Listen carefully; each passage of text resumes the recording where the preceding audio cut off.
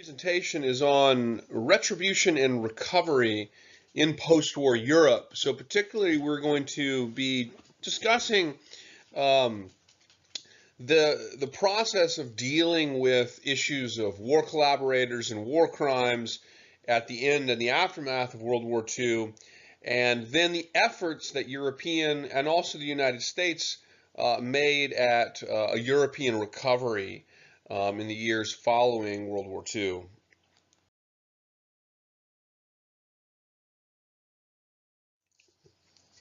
So one of the major issues, and this begins before the war ends, actions against collaborators, of course, began even before the Normandy landings in France. And, the crime of collaboration, of being a collaborator, was really a new thing. And it wasn't something that was on the books as a formal charge or anything like this.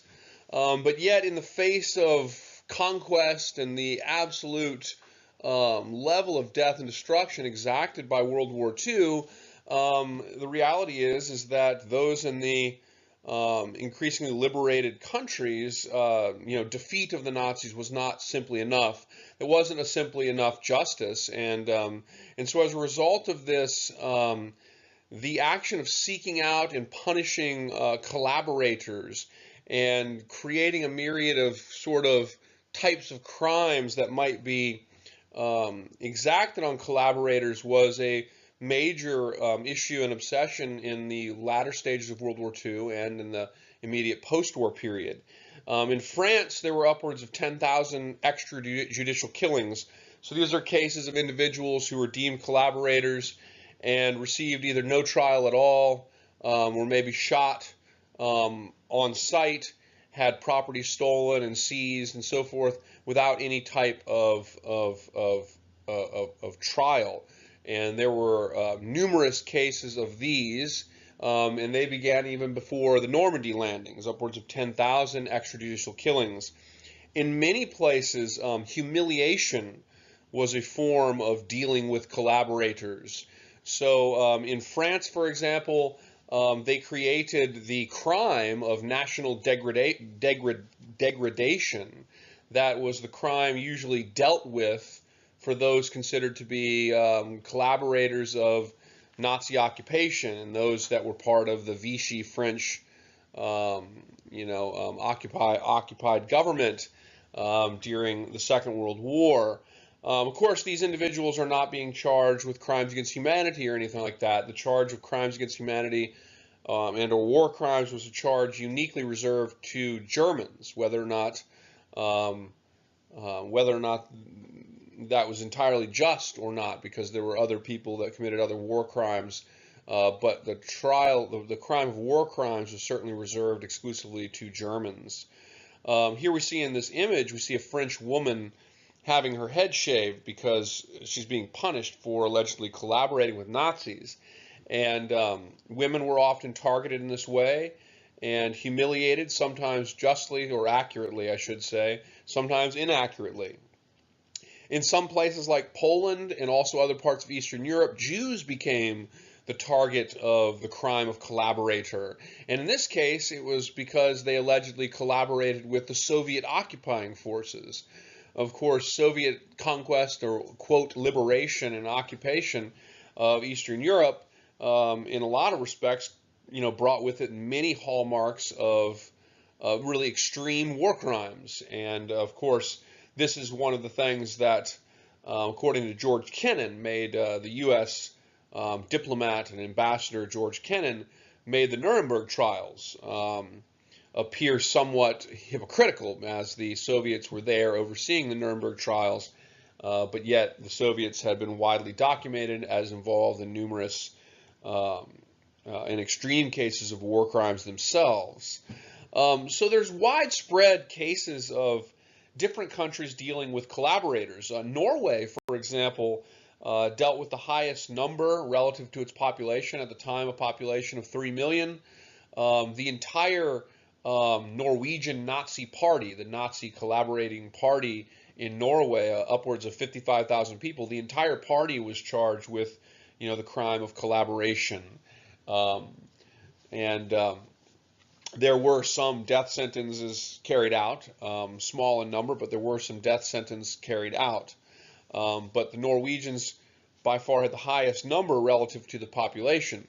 Collaborator trials varied widely, and this also called into question some of the legitimacy of these charges. For example, there were some well-noted intellectuals who were charged with extreme collaboration crimes for the things that they said. And some of these were protested by noteworthy individuals, like, for example, the existentialist philosopher Albert Camus, who was associated with the protest of some of the charging of intellectuals. By contrast,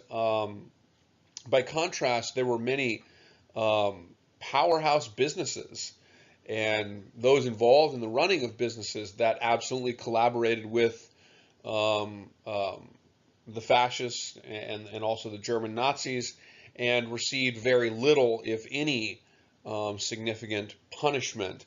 And so in many cases there was not consistency. Trials of collaborators varied widely. The crime of collaboration itself was not something that had really existed prior to World War II. There had never been a conflict like this, but there was a general sense that just defeat was not enough, and that those who had collaborated in one way or another with the Nazis should be should be punished accordingly. And so there was sort of this inconsistent application of the notion of crime of collaborator, and they took in varying forms, and they could involve the persecution of Jewish people in some cases for allegedly collaborating with the Soviets. They could target women and cause humiliation to women in some cases on the basis of weak claims. We could see numerous extrajudicial killings, which were a problem in and of themselves. And so the issue of collaborators and the feeling of vengeance, of retribution, was a very powerful sensation at the end of World War II, and it was a very big issue with respects to how Europe as a continent dealt with this massive, catastrophic event. Of course, we also had the issues of war crimes trials. Generally, most people only remember the Nuremberg trials. The Nuremberg trials were really just the most publicized case.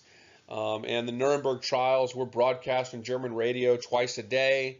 The German people were put through a series of denazification programs where they were forced to answer questionnaires as to whether or not they were Nazis, and if they were Nazis, some were sent to re-education centers, some were forced to tour concentration camps, and these types of things. Denazification was an attempt by the Allies to eliminate whatever sort of legacies of Nazism might exist in Germany. The first West German Chancellor, Konrad Adenauer, opposed denazification, largely feeling that such a program would only build animosities and damage the process of returning to normalcy. And of course, Konrad Adenauer and other European states and powers pushed and promoted a push to collective amnesia, to put the memory in its past, in their past. And of course, here you see a picture from the 21st century of Hitler's old Berghof, Hitler's residence in Berchtesgaden, down on the border with Austria, high in the Bavarian Alps. And this ruin is itself a legacy of the sort of forgetting of the past, the collective amnesia that dominated the early period of post-war memory with respects to how Europeans thought of World War II. Because Hitler's Berghof was, of course, purposely, it had been bombed and it had been burned at the end of the war, but the structure stood, and it was brought to the state you see here, where all that remains is this concrete foundation, sort of hidden in the woods, like returning to nature, because the local government in Bavaria at the time, for political reasons, sought to destroy it, to eliminate it from memory, to try to forget about this ugly and dark chapter in German history. And so they blew it up and they destroyed it in the early 1950s. And so this image itself is an example of the difficulties of Europeans in dealing with, of Germans and Austrians, Bavarians, in dealing with the legacy of the Nazis and of the Holocaust.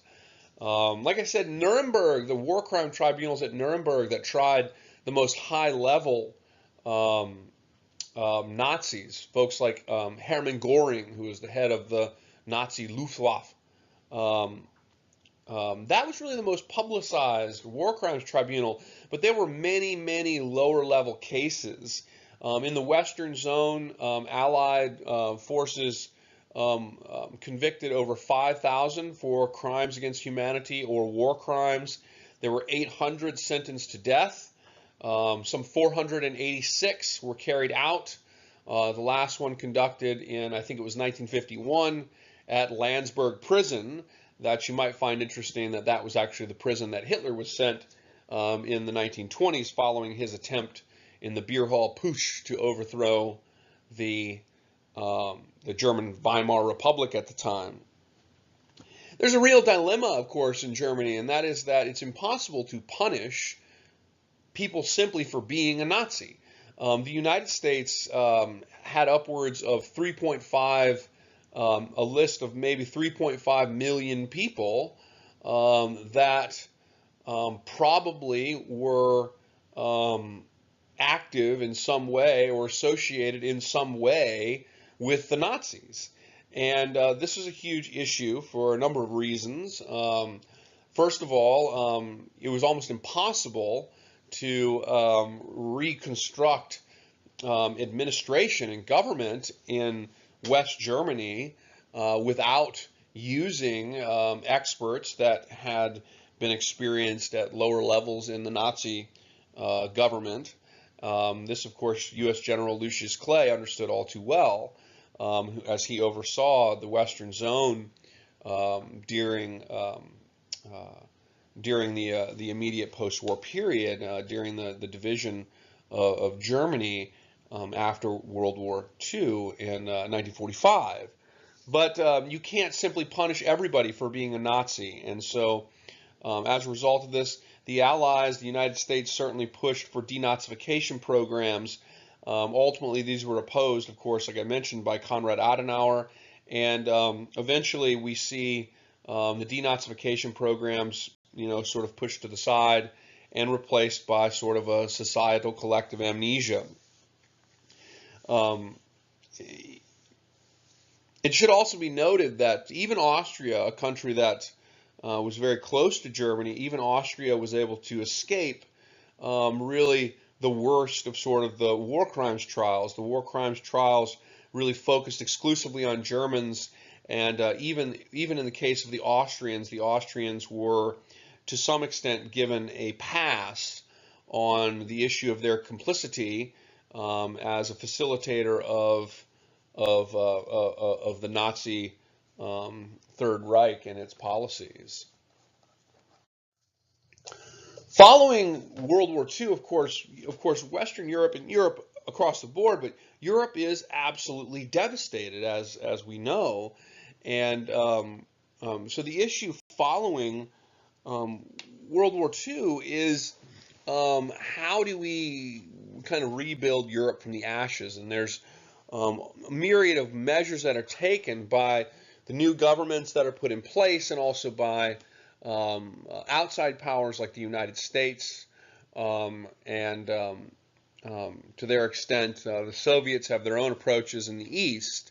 But what we ultimately see come out of the ashes of World War II is Western European states creating really quite effective, not without their problems, but quite effective social democracies. These were the creation of what you might call the welfare state, and that should not be taken negatively. It should be noted that Great Britain, which created the most thorough welfare state. Great Britain's welfare state, which initially certainly would have been, it didn't destroy the rich, but it would have been harder on the rich, relatively speaking, and it would have helped the poor more. But ultimately, the benefit would have been to the middle class and the professional classes down the line. And the reason that we see Western states like the British, the French, for example, of course, Germany, West Germany, construct these social democracies had some to do, first of all, with their past. There had been over decades before a series of reforms.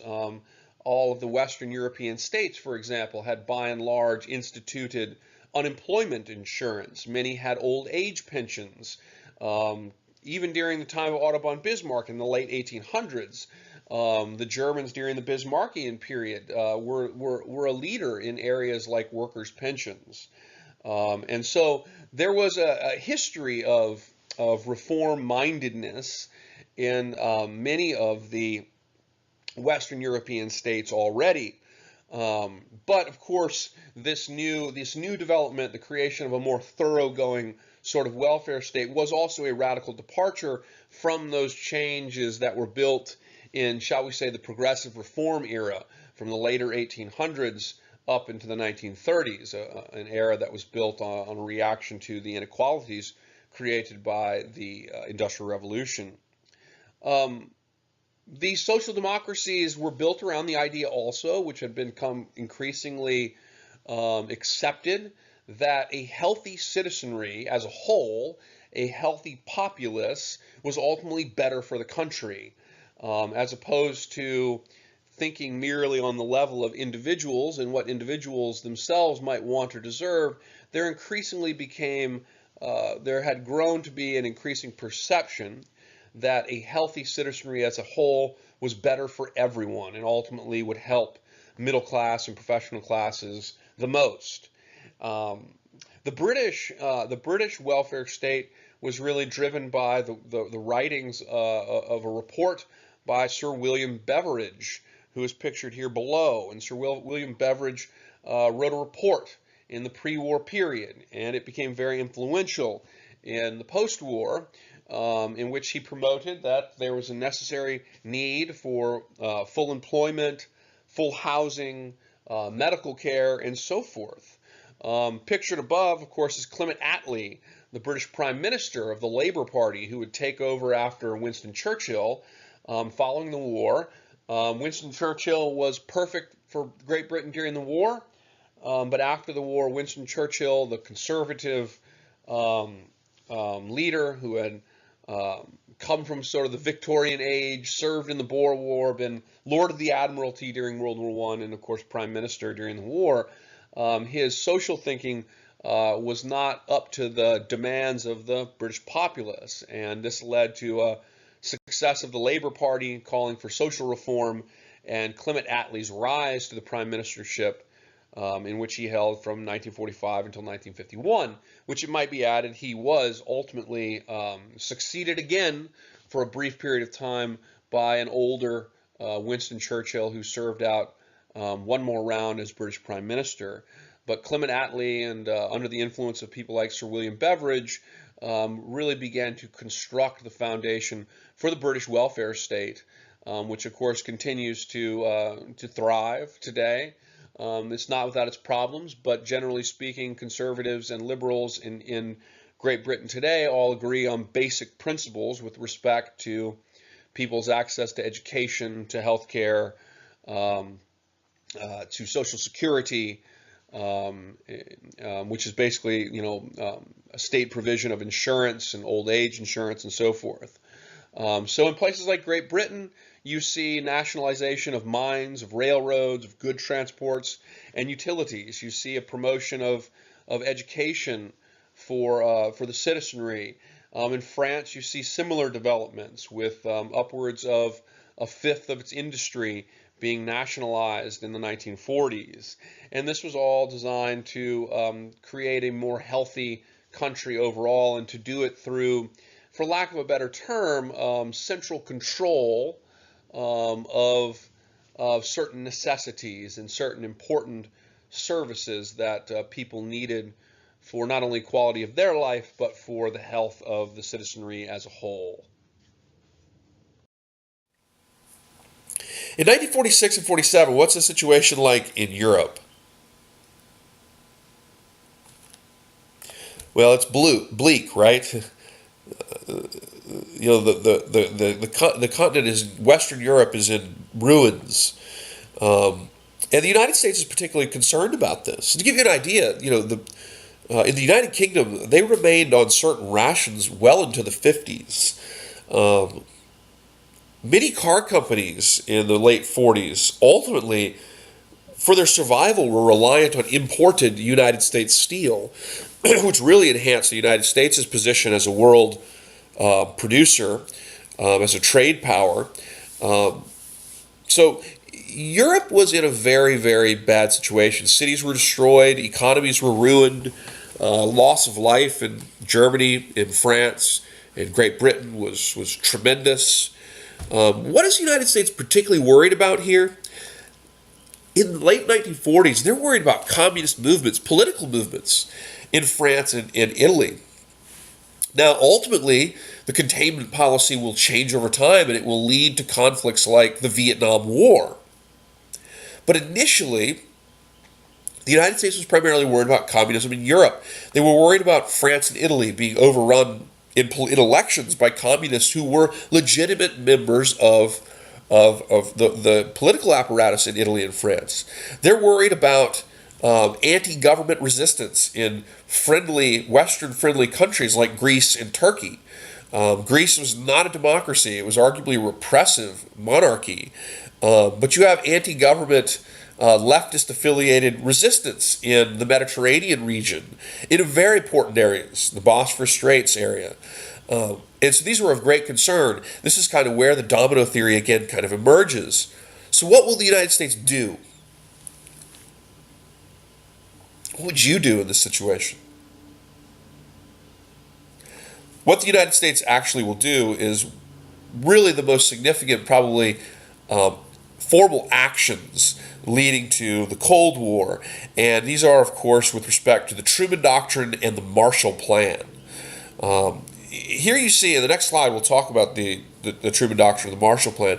But here you see a map of Europe that demonstrates the distribution of the aid funding program from the Marshall Plan that goes to Western European countries. What the United States did was to ask Congress first, with the Truman Doctrine, to provide international monetary support for the Greek government in fighting against communist insurgents. And ultimately, we would provide aid to Turkey as well. The Greek government was a non-communist government. It declared opposition to communism and to Soviet totalitarianism. And the United States had to sell this. This is at a time where there were still a lot of fiscal conservatives in Congress. And the United States had never been a country that had a large peacetime military. The United States had never been a country that was the leader in foreign aid investment in the world. The United States had never been a country that had these kind of huge standing national security complex ever before. And if you wanted to have that, if you wanted to become a world power, which is really what this decision is about, then you have to do those things. You have to invest in a myriad of ways in the international world. You need to be the leader in investment. You need to be on the cutting edge of military technology and military preparedness at all times. And that costs money. And there were a lot of people in Congress who were fiscal conservatives who did not, in their heart, probably want to spend that money. But the Truman administration really believed in the stakes here and believed in what was at stake in terms of American interest and American positioning in the world. And so the Truman administration and Secretary of State Dean Acheson went into the Truman Doctrine speech with one principle, and that was to scare the hell out of them. And that's a direct quote. They wanted to scare the hell out of them so that they would be convinced that they needed to support the kinds of economic and military support programs that the administration felt were necessary to defend the world against Soviet-inspired communism. And this, of course, is where you see the first emergence of the domino theory, which is the assertion that we've got to fight in Turkey. We've got to support insurgents in Greece, or the government in Greece. I'm sorry, to prevent insurgents from overrunning Greece. Because if Greece falls, then before you know it, all of Western Europe's going to fall, and we're going to lose out on a huge, important area of influence, and freedom will suffer a blow. And the tactic really works, and Congress approves an unprecedented aid program. First, in March 1947, $40 million for the Greek government. And then later, proposed through George Marshall, the so-called Marshall Plan, which was a $16 billion plan to rebuild the economies of Europe. And the money was offered to the Soviet Union, but it wasn't something that the Soviet Union felt it could accept. Because if the Soviet Union accepted it, it would also ultimately come with prerequisites for other issues with respect to Eastern Europe or other things. It would have been dictated by the United States. It would have given the United States a upper hand.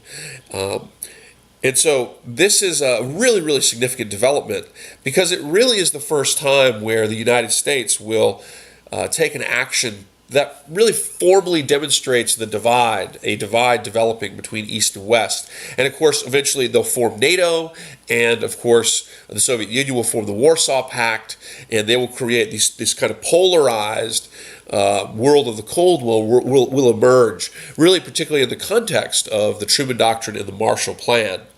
The Marshall Plan works. It strengthens Western Europe. The idea was to prevent the domino theory. We can't really say that worked, because it was just a theory and it's never actually been proven to be accurate. But the Marshall Plan was very successful in helping to rebuild Europe. It was also very successful in establishing the United States as the predominant world power, for the future, of the Cold War. The United States emerges as the most influential power, really in the world. Only rivaled, of course, by the Soviet Union. And really, the United States had made a decision to become a global power that would provide important aid to allies and would base its strength and its sphere of influence on this, and that would commit to having the most high-tech, advanced, and capable military in the world. We committed to this, and this was in the context of the emergence of the Cold War, and it's something that has shaped the United States as an international power. It's also shaped the United States domestically ever since. So I'm going to put these up here. I just want to run through these ones real quick. I just wanted to just kind of reiterate some of those points. The significance of the Truman Doctrine and the Marshall Plan was expanded U.S. involvement internationally. These huge aid programs keep Europe in the American sphere of influence, Western Europe at least. It also marks kind of the end of true fiscal conservatism as a real legitimate political position, because once you create this massive national security state, this huge military-industrial complex, it becomes very difficult for a fiscal conservative to resist the large kind of funding appropriations that are required by a global